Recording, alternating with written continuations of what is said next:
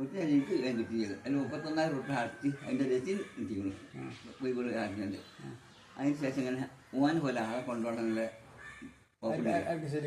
കുമാറിന് ഓന് പിന്നെ ആദമിൻ്റെ അബൂന്നല്ലേ ജന്മിയില് ആദാമിന്റെ അബു അതിൽ അച്ഛനോ നടക്കലേന്നല്ലോ.